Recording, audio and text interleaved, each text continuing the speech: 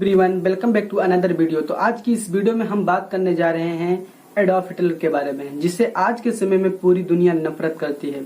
आज की इस वीडियो में हम जानेंगे एडॉल्फ हिटलर ने अपने आप को एक डिक्टेटर के रूप में कैसे स्टेब्लिश किया और डेमोक्रेसी को कैसे डिस्ट्रक्ट किया।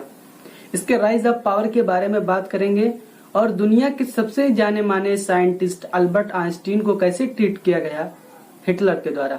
तो चलिए शुरू करते हैं। शुरू करने से पहले एडॉल्फ हिटलर के बारे में जान लेते हैं। इसका जन्म इन 1889 में ऑस्ट्रिया में हुआ। ये बचपन से ही जर्मनी के राष्ट्रवाद से काफी इन्फ्लुएंस था। इसके बचपन में इसके फादर और मदर की डेथ हो जाती है।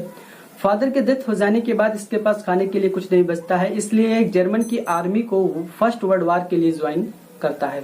वर्ल्ड वॉर में जर्मन के हार जाने के बाद हिटलर काफी डिसअपॉइंटेड होता है और एक पार्टी ज्वाइन कर लेता है जिसका नाम DEAP होता है, जिसे बाद में बदलकर नाजी पार्टी रख देता है और एक पॉलिटिक्स में चला जाता है। ग्रीक फिलोसोफर अरिस्टोटल ने कहा था किसी भी इंसान को 3 तरीकों से मनाया जा सकता है। फर्स्ट वन इज इथोस, अपनी अथॉरिटी को एस्टेब्लिश करके किसी इंसान को मनाया जा सकता है। Second one is logos, logos means logic का यूज करके किसी को मनाया जा सकता है। और अनदर वन इज पैथोस, अब इमोशन को यूज करके किसी को मनाया जा सकता है। तो हिटलर ने अपने पावर को राइज करने में सबसे ज्यादा पैथोस का उपयोग किया और लॉजिक को खत्म किया। इन 1932 में यह एक इलेक्शन लड़ा और जीत गया।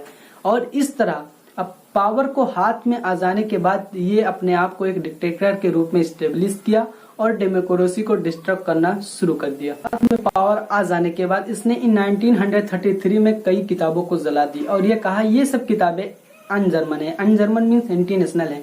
इसी दौरान कई स्यूडो साइंस भी छापी गई। एक ऑस्ट्रिया के इन्वेंटर थे हांस हरीवेगर, जिसने अपने सपने में चांद को आइस का बना देखा और एक थ्योरी निकाली कि जो पूरी यूनिवर्स है ये आइस की बनी है।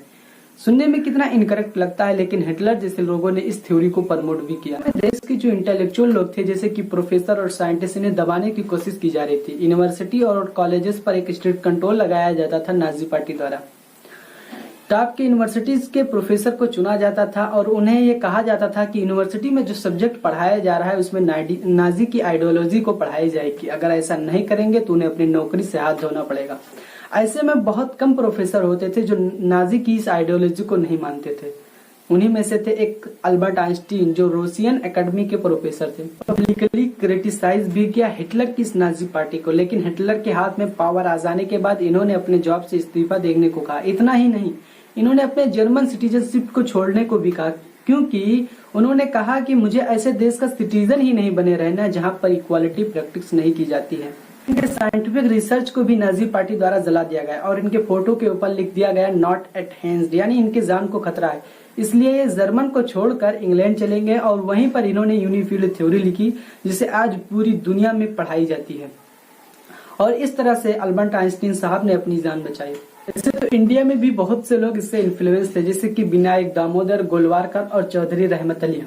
सेकंड वर्ल्ड वॉर के दौरान जब इसकी अपोजिशन की जो सेनाएं थी इसके बहुत पास थी और इसे अपनी हार का अंदाजा हो गया, तब इसने अपने आप को गोली मार दी। इसलिए डॉक्टर भीमराव अंबेडकर जी ने कहा, bhakti in religion may be the road of salvation of the soul, but in politics bhakti or hero worship sure the road of degradation. यानी कि अगर हम किसी धर्म में किसी की पूजा या उसकी भक्ति करते हैं तो वह हमारी आत्मा की मुक्ति का रास्ता हो सकता है, लेकिन अगर हम पॉलिटिक्स में किसी की पूजा या उसकी भक्ति करते हैं तो या उस आदमी के लिए जिसकी हम भक्ति या पूजा करते हैं वह उस आदमी के लिए नष्ट का रास्ता होगा।